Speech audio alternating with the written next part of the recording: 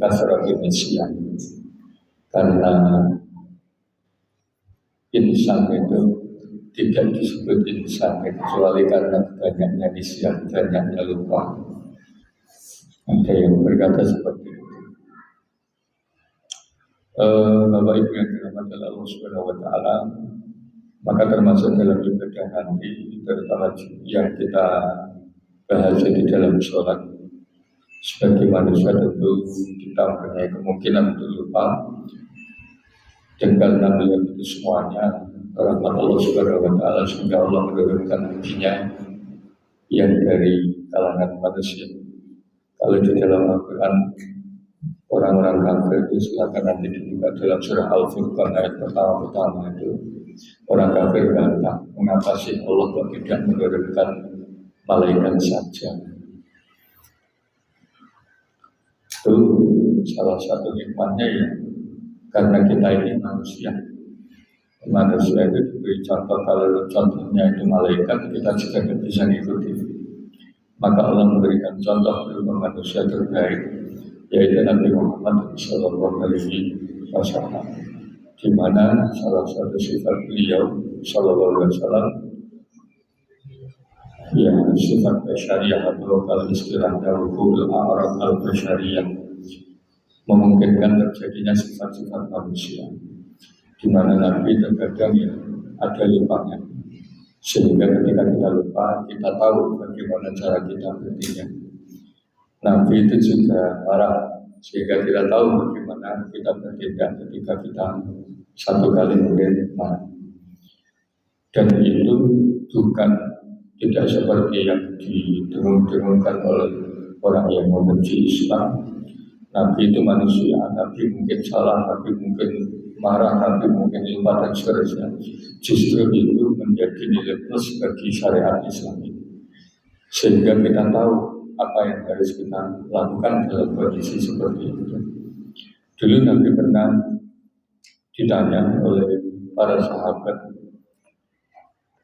ketika Nabi mengatakan, apa yang keluar dari lisanku maka tulis. Para sahabat bertanya, termasuk ketika sedang marah bagaimana? Marah ya tak tulis nanti. Kalau dalam pikiran kita itu, orang kalau marah itu umumnya kita, bukan Nabi, umumnya kita itu, umumnya manusia. Kalau marah, dia itu akan mengeluarkan semua omongan yang tidak terkendali. Nah, pikirannya sahabat mungkin seperti itu. Kalau Nabi marah, tak tulis, ini kan tidak terkendali. Kata Nabi SAW, untuk demi Allah, tulis. Fa'innahu la yakhruju min baini syafatayya, tidak akan keluar dari dua bibir saya ini kecuali wahyu dari Allah Subhanahu wa taala. Sehingga waktu Nabi marah pun itu ditulis oleh para sahabat, karena Nabi memang beliau Shallallahu Alaihi Wasallam punya sifat-sifat manusia yang lupa, yang marah, tapi lupanya Nabi, marahnya Nabi SAW itu semuanya kehendak Allah dan dengan kendali dari Allah Subhanahu wa taala. Makanya dalam satu riwayat beliau mengatakan, la'an suam ansa walakin unassa li'asubna. Saya ini tidak lupa, tapi memang dibuat lupa oleh Allah supaya menjadi sunnah, menjadi ajaran. Bagaimana kalau kita lupa, menjadi dunia kita semuanya kalau kita lupa di saat kita dengar yang terjadi. Di hadis saya baca, Bismillahirrahmanirrahim, an Abdullah ibni Buhairah, dengan bahwa kitab Bulughul Maram ini itu tulisannya an Abdillahi ibnu Buhairah. Ini saya cerita lama ada bapak diselikat ya. Insya Allah saya selalu bilang cerita expert di, insya Allah sudah dapat di tempat lain. Jadi bahasanya ya enggak seperti itu. Abdillah ibnu Buhairah, mestinya itu an Abdillahi ibni Buhairah. Abdullah bin Buhainah ini sahabat Nabi yang merupakan keturunan dari Azad. Kalau dulu zaman lama itu ada Azad, ada Kindah. Beliau ini keturunan Azad al-Asdi. Abdullah ibni, bukan ibnu. Nanti kalau ada kitab tulisnya ibnu, barangkali ada sedikit keliru. Biasanya penulisannya itu Abdullah ibni Malik ibni Buhainah. Kalau saya tanya, ketika kita mengucapkan Muhammad ibn Abdullah ibn Abdul Muttalib, itu kan biasanya, ini penting dan penting banyak, tapi itu pengalaman saja. Itu biasanya kan gini, Muhammad putranya Abdullah, dan Abdullah ini adalah putranya Abdul Muttalib. Muhammad bin Abdul bin Abdul. Kalau misalkan saya Farid bin Abdul Manan bin Fa'rus misalkan, ayah saya Amanan, kakek saya kan gitu. Tapi kalau Abdullah ibn Malik ibn Buhainah ini tidak ayah kemudian ayahnya lagi tidak. Tapi yang dimaksud adalah Abdullah putranya bapak yang bernama Malik dan putra dari ibu yang namanya Buhainah. Jadi Buhainah itu ibu. Maka ketika kita baca dalam bahasa Arab, ini penting dan penting lagi, itu namanya Abdullah ibn Malikin, harus ada kasroh dan Malikin ibn Buhainah. Sebagaimana kalau kita membaca Abdullah bin Ubay bin Salul, dengan tahu nama ini adalah nama orang munafik, namanya Abdullah bin Ubay bin Salul. Itu mestinya kalau baca Abdullah bin Ubayyin ibni Salul atau bin Ubayyin ibni Salul, karena Ubay itu bapaknya dan Salul itu ibunya. Nenek dengan tapi ini ya penting ya monggo lah itu. Pengucapan bin itu termasuk sulit. Monggo lah kalau dengan satu kali belajar, tapi betul sahih dan kerja gitu. Senangnya keluarga. Radhiyallahu anhum, dan Allah beri. Anak Nabi sallallahu alaihi wasallam, sebenarnya Nabi sallallahu alaihi wasallam sholat di mundur, sholat sopan Nabi sholat bersama mereka, sholat zuhur. Faqoma, kemudian berdiri fi rakaataini, di dua rakaat al-ulayaini. Dua rakaat pertama itu Nabi berdiri. Begitu selesai dapat rakaat kedua, satu selesai, dua selesai, walam yajlis. Ternyata setelah rakaat dua selesai itu, yang seharusnya duduk tahiyat pertama, ternyata Nabi tidak berdiri, tidak duduk, langsung berdiri. Berarti Nabi melewatkan tahiyat al-awwal. Tahiyat awal itu mestinya juga masalah at-tahiyah al-ula ya gitu. Tapi sudah jadi bahasa saya sepiatan gitu. Ya nanti saya senang mungkin juga gak ngaji lah. At-tahiyah al-ula dan tahiyah sahih. Tidak apa-apa. Tapi yang kadang saya kering kering. Seperti dengan saya itu orang tidak bisa besok romo. Misalkan pulau ngomongnya kalian yang sepuh dalam ngupun kan dari ngomong kok ngomong. Kan ketika ada orang mengucapkan jazakallah khair, khair itu keliru secara nada. Tapi kadang sudah sering disingkat, sering dengan tulis jazakallah khair. Mestinya khairan sudah benar. Kan jazakallah khairan kan sudah. Atau kalau diurus jazakallah khairan. Mestinya kalau tapi ini guyon kan. Mestinya kalau diwakafkan itu jazakumullah khairan kan gitu. Khairan kalau diwakafkan khairan. Jangan sampai khair. Kalau jazakallah khair Itu artinya mudah-mudahan membalas kamu. Siapa yang membalas kamu? Jazaka membalas kamu. Siapa yang membalas? Allah. Siapa Allah itu? Khair. Allah adalah kebaikan. Padahal kan kayak gitu. Mudah-mudahan Allah membalasmu dengan kebaikan. Kebaikan itu tidak perwakilan dalam hal ini. Kebaikan itu bukan badal dari Allah benar. Jadi ya istilah jazakallah khair. Jazakallah khair. Lalu untungnya kan ya sekali lagi enaknya nggak pakai tahu-tahu gitu. Jadi tidak keren. Alhamdulillah. Tapi mending tidak usah tahu banyak gitu. Dia mana sami-sami paling gitu. Paling aman. Karena kalau khair itu antara khairun dan khairin gitu. Kecuali jazakallah bi khairin mungkin bisa dimaklumi kayak bi. Tapi kalau khair itu jazakallah khairun ya Allah alam mungkin saya juga sama. Tapi itu makanya seringkali dalam kehidupan itu kemarin baru saja saya mengikuti nikah karena disuruh apa namanya disuruh untuk tiba-tiba ya anaknya jadi saksi nikah tidak tahu padahal yang ditulis tidak saya suruh jadi saksi nikah suruh doa dan juga kira karena undangannya kayak gitu si kiai itu ngilok ketika dia membaca Astaghfirullahaladzim gimana itu? Alladzi la ilaha illa huwa biasanya apa? Al-Hayyul Qayyum. Itu yang satu bilang Al-Hayyul Qayyum, Al-Hayyul Qayyum. Yang satunya yang naibnya saya tahu sendiri. Itu Astaghfirullahaladzim alladzi la ilaha illa huwa al-Hayyul Qayyum. Itu bapaknya itu bingung.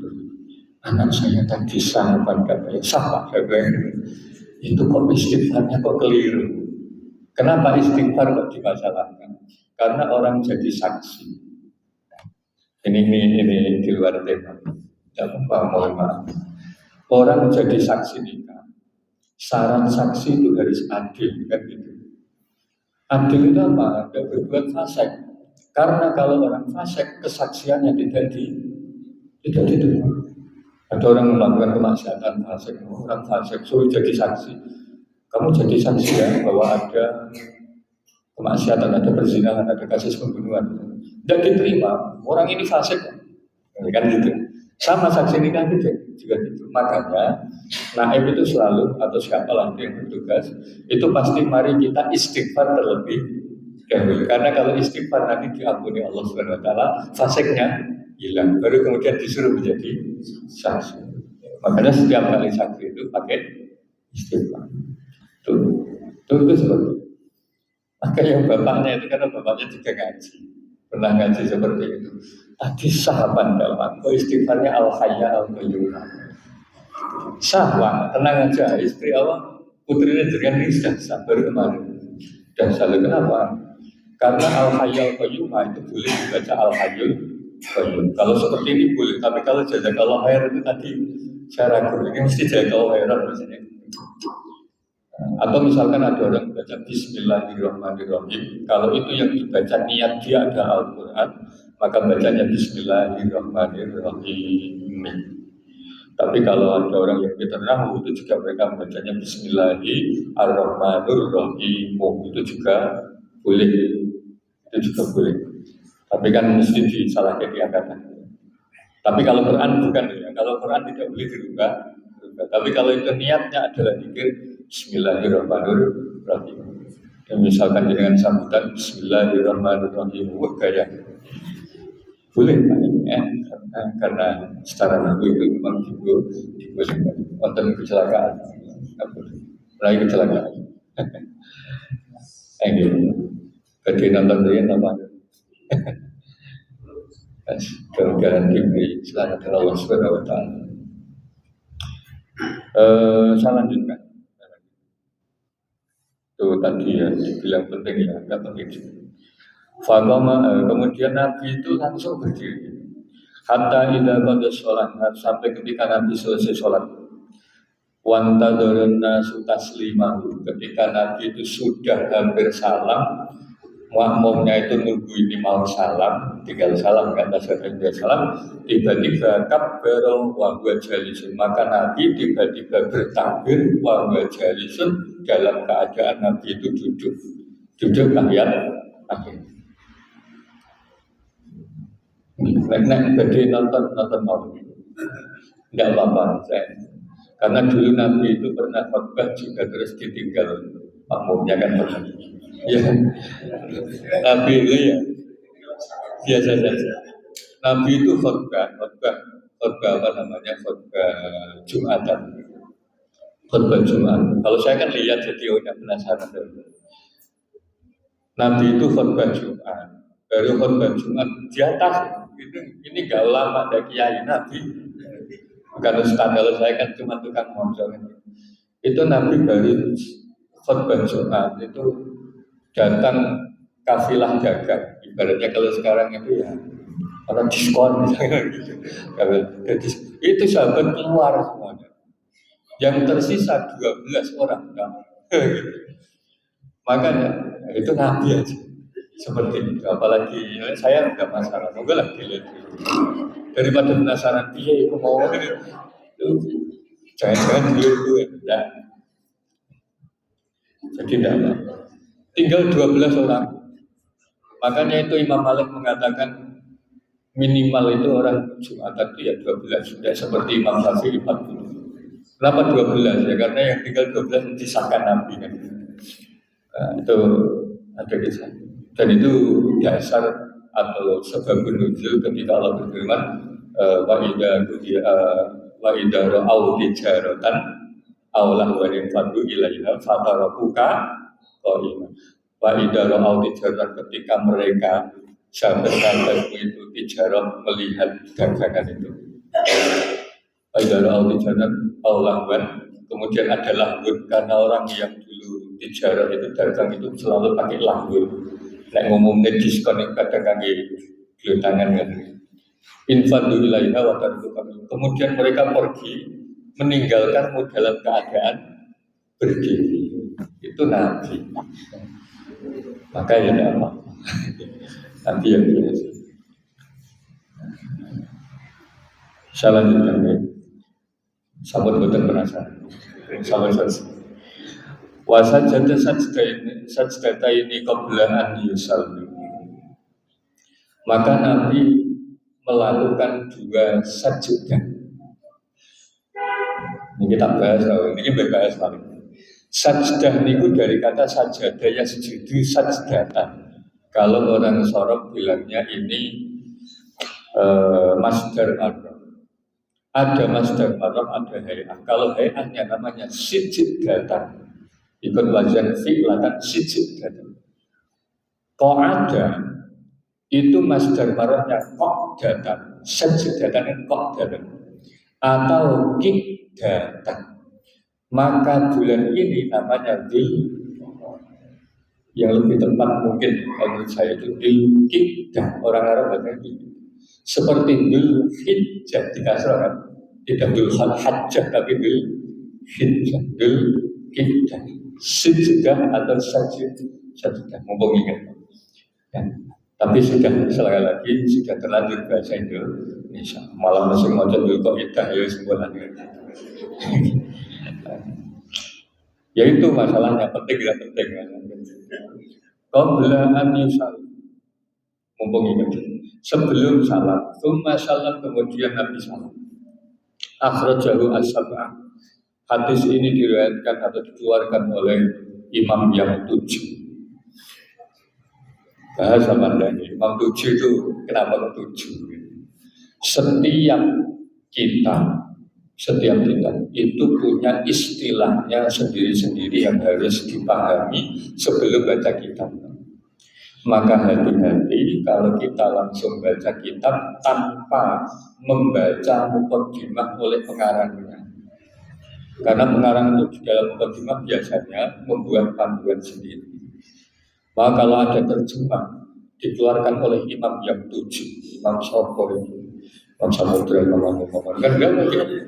Imam 7 itu sudah jadi istilah, apalagi kalau dalam kitab Bulughul Maram. Imam Bukhari, Imam Muslim, Imam Abu Dawud, Imam Tirmidzi, Imam Nasa'i, Imam Ibnu Majah sama Imam satu lagi lupa saya Pak. Bukan Imam Tirmidzi. Pokoknya 5 tidak Imam Ahmad 7 Imam Ahmad berarti. Artinya kalau sudah 7 itu berarti kuat. Kalau bilang imam yang 5 berarti 7 dikurangi 2 Bukhari Muslim. Kalau imam yang 3 Bukhari Muslim dan Ahmad. Imam Daruqutni di sini tidak masuk yang 7 karena memang setiap kitab punya bahasanya sendiri dan seterusnya banyak nanti Pak sudah saya sampai sini. Hadis ini itu menerangkan tentang sujud sahwi. Kita mengenal adanya 4 sujud sahwi, sujud syukur, sujud tilawah, dan sujud di dalam sholat.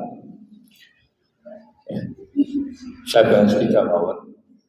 Saya sebutkan 3 mawon. Sujud sahwi, sujud syukur, sujud tilawah. Sujud sahwi adalah sujud yang pasti di dalam sholat. Sujud tilawah adalah sujud yang mungkin dilakukan di luar sholat ataupun di dalam sholat. Tilawah kan karena baca tilawah. Bisa saja ketika kita mendengar tilawah di dalam sholat atau di luar sholat, maka ada sujud tilawah. Mendengar atau mendengarkan? Sujud tilawah itu bedanya mendengar sama mendengarkan. Ini bahasa Indonesia ya. Wah, jenengan itu napa kula nek ngaji akhir-akhir iki to, Pak. Enggak apa-apa ya.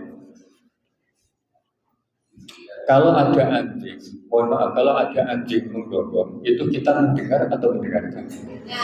Mendengar. Nah, mendengarkan itu makin memperhatikan betul. Masya Allah.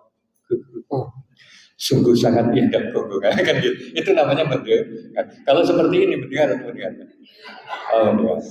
Berarti mendengar. Kata dia. Dengan bilang mendengar berarti menyamakan saya dengan ya. Dalam bahasa Arab itu sami'a itu mendengar, istama'a itu mendengarkan. Makanya Allah berfirman, wa idza quri'a al-Qur'anu fastami'u, bukan fasma'u, bukan. Dengarkan. Maka para ulama menyimpulkan, dengarkan, mendengar dengan perhatian itu nanti mendengarkan. Maka kalau sujud tilawah itu bagi mereka yang mendengarkan lagi. Maka kalau ada suara di masjid itu speaker, ibu-ibu sambil masak gini. Kalau sambil masak gini mendengar atau mendengarkan? Mendengar. Sunnah sujud tilawah apa enggak? Enggak usah sujud tilawah. Kalau dia hanya mendengar, tidak usah sujud pawon. Tapi kalau memang dia betul-betul mendengarkan sampai masakannya gosong misalnya, ya Allah itu bagus sekali, oh saya disuruh gini sama Allah. Pas sujud tilawah, di situ ada kesunahan untuk sujud tilawah. Juga penting bawah, itu sujud tilawah. Kalau sujud syukur, kalau tadi sahih pasti di dalam sholat, tilawah di dalam atau di luar sholat. Tapi kalau sujud syukur pasti di luar sholat. Tidak boleh sujud syukur di dalam sholat.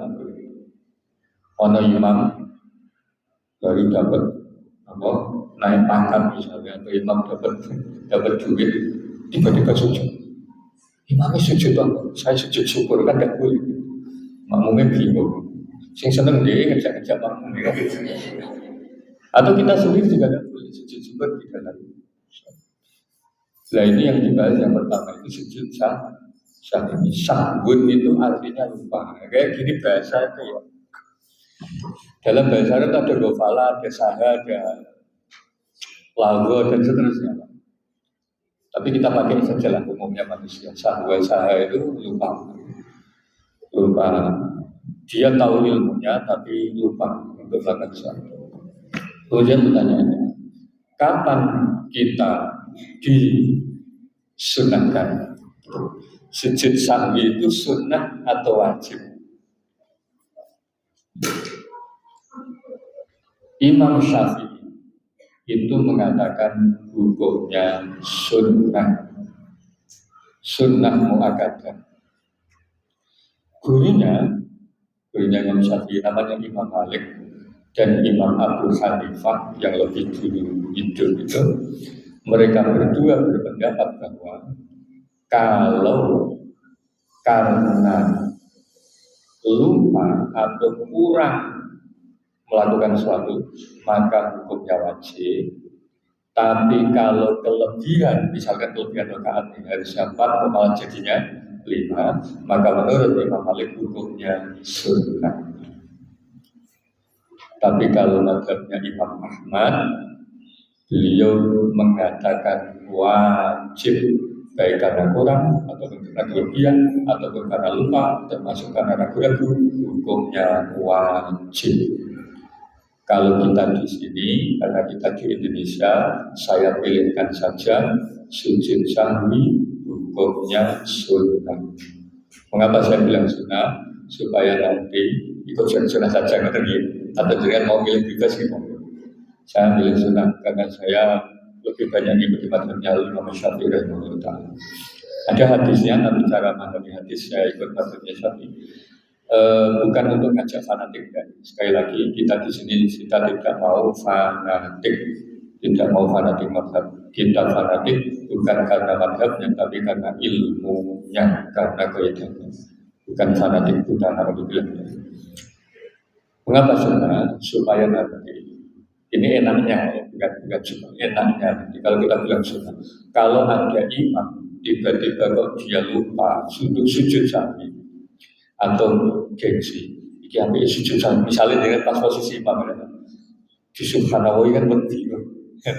Nenek imam atau imam sujud di masjid gede, misalnya di masjid agung, di subhanahu kan di ini nanti sujud sahwi apa tidak? Tidak usah, seandainya itu tidak usah, tidak apa-apa, karena memang sujud sahwi hukumnya menurut mazhabnya Imam Syafi'i rahimahullah. Udah mau jam 9 aja. Nah, saya nganggur ini karena ini sudah mau ujian. Kemudian itu hukumnya dulu, itu hukumnya. Kemudian apa penyebab sujud sahwi? Apa penyebab sujud sahwi? Saya mungkin hanya menyebutkan di antara, karena saya tidak bisa mengingat semuanya. Saya hanya menyebutkan di antara. Intinya, di antara yang menyebabkan sujud sahwi, satu,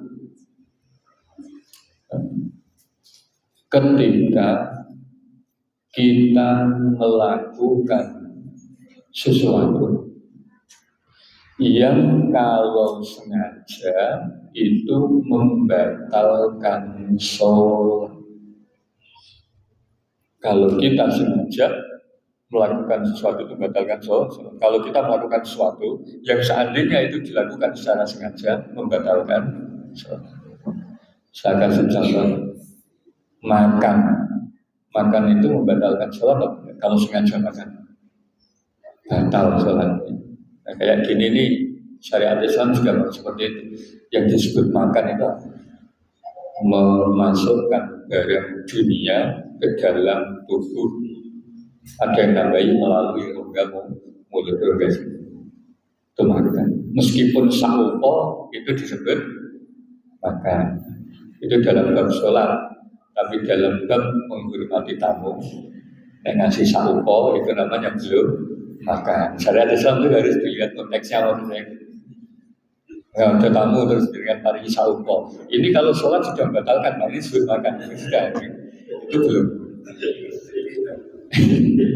Iya. Makan itu batal.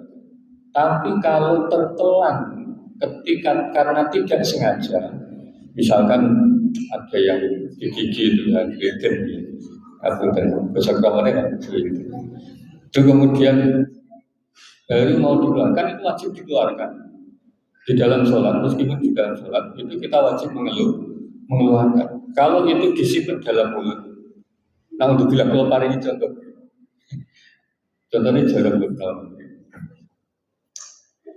Kalau kita mengeluarkan riak, itu kan di dalam sholat. Riak itu kata para ulama keluar dari sini yang bukan, mohon maaf, bukan dari hidupnya, yang dari sini. Itu batasnya kan huruf kha. Jangan ngomong kha.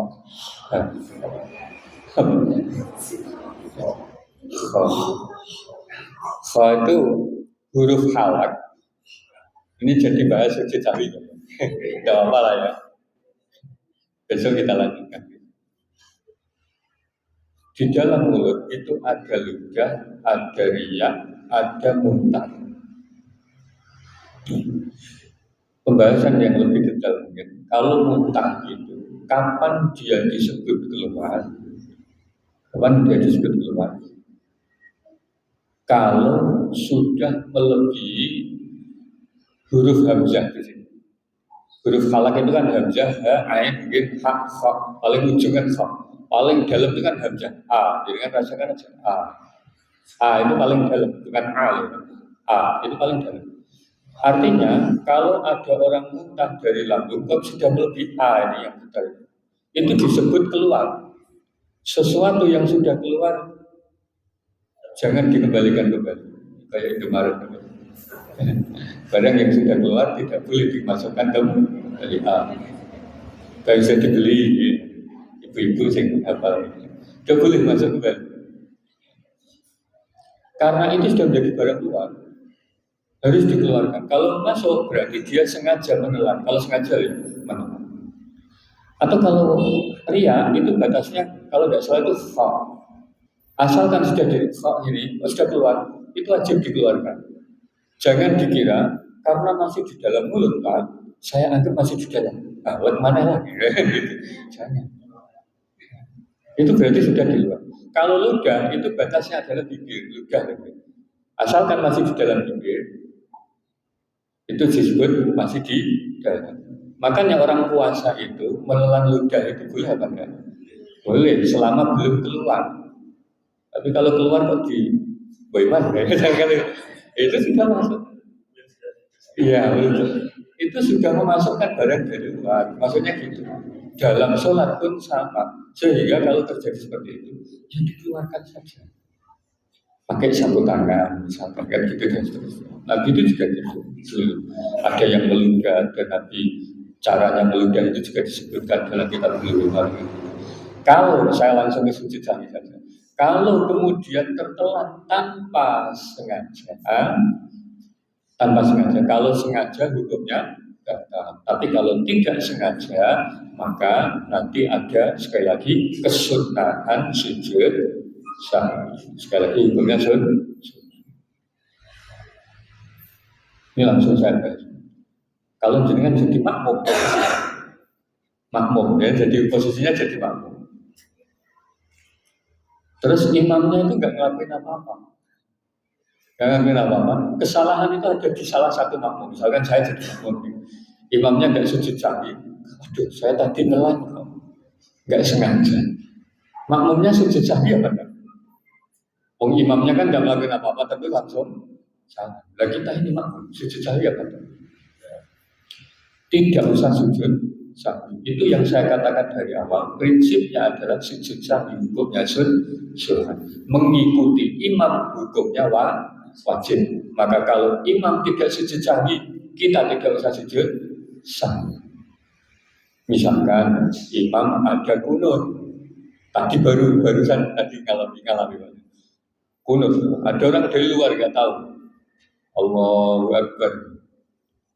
Begitu berubah itu kalau segini Allahumma kira-kira dikiranya Allahu Akbar, dia langsung sujud. Benar.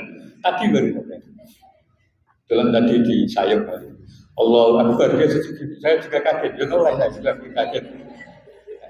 Jujur aja. Itu harusnya kan kalau sudah sujud, itu kan sujud sahwi nanti dia. Tapi karena dia posisi makmum, sebelum salam itu bagi dia ada sunnah sujud sahwi, ada kewajiban mengikuti imam. Maka yang didahulukan adalah wajib mengikuti imam, karena sujud sahwi hukumnya hanya sunnah. Itu yang saya katakan tadi bahwa sujud sahwi menurut mazhab Syafi'i hukumnya sunnah. Maka enak milih yang sunnah. Mau milih atau milih sing enak kan jadi kan. Tapi ya sunnah saja lagi. Hukumnya sunnah.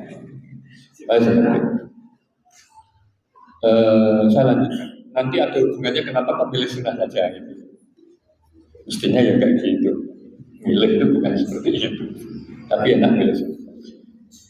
Ya, baru sebab pertama ya. Sebab pertama adalah karena melakukan sesuatu yang kalau dilakukan dengan sengaja itu membatalkan sholat. Kalau melakukan sesuatu itu tidak membatalkan sholat secara sengaja, apalagi kalau tidak sengaja, maka tidak ada sujud sahwi. Contoh noleh tadi, saya terus terang noleh. Noleh itu batalkan sholat apa tidak? Tidak. Noleh itu tidak membatalkan sholat. Yang penting kepalanya saja. Tapi nek noleh itu sudah benar. Noleh yang telu itu sudah benar. Tapi ada yang mengatakan tidak, ya. Sekali lagi ada yang mengatakan. Dulu sebenarnya sudah terbahas atau belum? Gerak apa yang membatalkan sholat kan sudah di sini. Gini, Imam Syafi'i itu bagi anggota tubuh itu ada anggota tubuh yang utama, ada anggota tubuh yang tidak utama. Kalau yang utama, tangan, kaki, kepala, itu harus minimal 2 kali. Karena kalau sudah 3, dalam bahasa Arab 3 itu jamak, kalau sudah banyak, jamak itu banyak. Itu berarti membatalkan sholat. Tapi kalau yang tidak utama, tangan ini utama, yang tidak utama itu jari. Tapi kalau jari mau berapa kali pun tidak masalah. Makanya kalau ngukur-ngukur dulu kita gini, benar ya, dengan berat jari. Ininya satu, ini mau berapa kali tidak masalah. Karena ini beliau mengkiaskan itu termasuk yang tidak utama itu hidup. Hidup itu kan tidak utama. Itu tidak ada, minimal harus 2 kali, kalau 3 kali kan kasihan orang sholat harus bolong. Makanya beberapa kali tidak ada. Itu yang disebut anggota tubuh yang tidak utama. Noleh itu juga ya tidak batal. Tapi kalau noleh sampai 3 kali, Allah alam ada yang mengatakan batal. Karena kepala itu termasuk anggota tubuh yang utama. Seperti tadi ada orang yang sengaja sujud aja. Yang penting nolehnya tidak memakai dada. Karena kalau noleh pakai dada itu berarti dia sudah tidak lagi menghadap kiblat. Sekali tidak menghadap kiblat, maka hukumnya batal. Dan itu sudah sering lah Pak dengan hal sendiri masalah. Itu tidak ada sujud sahwi. Artinya kalau jenengan noleh gitu, bukan noleh itu tidak ada. Waduh, saya kok lupa sholat kok noleh, ya tidak apa-apa. Tidak ada kesunahan sujud sahwi. Tapi kalau yang makan itu membatalkan, ngomong itu juga membatalkan. Misalkan ada jenengan sholat, cacili belayar, kesandung tiba juga bro. Nah untuk belayar, asal yang dan beri selamatan waspada. Tiba-tiba tiba bro. Jenengan innalillah misalkan begitu. Innalillah itu dikir, tapi dikirnya kan di luar. Wa innalillah itu ikhlas boleh kadang ini bukan ikhlas itu niatnya itu jauh sakitnya tipu yang keluar innalillah itu karena refleks ketidaksengajaan seperti ini tidak membatalkan sholat. Tapi karena ini omongan, kalau sengaja membatalkan sholat, kalau tidak sengaja tidak membatalkan sholat. Maka kalau tidak sengaja ada kesunahan sujud sahwi. Misalkan dengan sholat sendiri. Tapi kalau jadi makmum jangan sujud sahwi sendiri. Karena tadi wajib mengikuti imam dan mengikuti imam itu wajib, sujud sahwi hukumnya sunnah. Itu bagi makmum. Maka nanti kita bagi imam, orang yang sholat sendiri sama menjadi makmum, itu punya hukum yang berbeda-beda. Yang kedua, sebab yang menjadikan sujud sahwi, saya langsung ke hadis ini aja. Sebabnya adalah karena melupakan sunnah abad, sunnah yang sangat muakkadah. Sudah sering dijelaskan apa itu apa saja. Di antara sunnah abad itu adalah sholawat di tahiyat pertama. Termasuk tahiyat pertamanya itu juga sunnah abad. Jadi tahiyat pertama itu hukumnya adalah sunnah abad. Yang kalau ditinggalkan ada kesunahan sujud sahih sebagaimana dikatakan sebagaimana dilaksanakan oleh Rasulullah Shallallahu Alaihi Wasallam. Maka kalau dengan jadi imam, ini saya bahas khusus tahiyat awal saja. Kalau sudah selesai yang ngomong imam. Oh ini juga sudah selesai. Kalau kita menjadi imam, sekali lagi yang kita bahas ini jadi imam. Jadi imam. Kemudian kita lupa sudah sholat 2 rakaat, lupa tahiyat awal, tahiyat ulang, langsung naik. Apa yang kita lakukan? Kalau makmum ingat kemudian membaca subhanallah misalkan, atau perempuan gini kan pukul tangannya, maka imam perlu melihat dulu. Kalau dia belum tegak berdiri, masih seperti ini. Ada yang mengatakan batasnya itu rukuk, tapi saya ambil yang belum tegak berdiri. Maka dia duduk kembali. Oh iya, belum tahiyat awal, duduk kembali. Tapi kalau dia sudah berdiri, maka imam ini harus tetap berdiri. Jangan ragu lagi. Ini kejadian saya di Politron. Saya jadi makmum, yang lain baca subhanallah, yang baca subhanallah cukup tertentu aja. Tidak usah sampai bilang subhanallah itu ada aturannya. Imamnya lupa langsung berdiri. Sudah berdiri tegak, saya tahu betul. Saya masih gini karena niat saya mau tahiyat awal. Imamnya berdiri, yang depan subhanallah. Akhirnya karena dia ragu, duduk lagi. Mohon perhatikan, tahiyat ulang, tahiyat awal itu sunnah. Sedangkan menjaga urutan sholat itu hukumnya wajib. Berarti dahulukan menjaga urutan atau melaksanakan kesunahan. Menjaga urutan, maka dia harus tetap berdiri. Kalau dia berdiri, kok kemudian dia duduk lagi, imam ini duduk lagi, maka imamnya batal sholatnya. Makmumnya kalau tahu batal juga makmum. Saya bingung. Saya sudah, harusnya kan imamnya itu tetap berdiri, Pak. Saya mau berdiri, imamnya malah duduk. Saya sudah siap-siap berdiri. Saya lihat lagi ke kanan, tidak ada yang berdiri. Ya sudah duduk. Akhirnya saya duduk, saya ulangi sholat saya. Mestinya kalau terjadi seperti itu, imam tetap berdiri dan makmum yang termasuk yang baca subhanallah itu harus tetap ikut juga berdiri karena harus mengikuti imam. Nah, itu masalahnya, makmumnya tidak ikut ngaji. Subhanallah, orang malah ditarik gitu. Maka imam itu harus tetap. Itu sudah hak prerogatif imam. Meskipun imamnya lupa, ya saya lupa dalam hati lah, jangan diucapkan. Saya lupa tahu, tapi saya sudah ngaji, tetap berdiri. Makmum harus ikut berdiri. Kan? Kalau terjadi imam duduk, imam kemudian duduk, seharusnya itu membatalkan sholat. Maka apa yang seharusnya saya lakukan tadi? Harusnya kalau kita ibaratkan imam itu sopir yang melebu juga. Nek sopir, nek sopir ikut masuk juga. Makmum otomatis kan juga ikut masuk juga. Apa yang kita lakukan supaya selamat? Ya kita loncat dari jendela kan gitu. Alhamdulillah. Gimana caranya? Ya Allah, saya di dalam hati, saya niat mufarokoh, saya niat keluar dari jamaah, jamaah. Salah ekonomi jurang, saya tidak ikut keluar dari bis. Gimana caranya? Saya waktu itu ini, tapi karena saya ragu, maka saya udahlah nanti tinggal pulang aja. So, masuk jurang ya. Mestinya saya mufaroqah.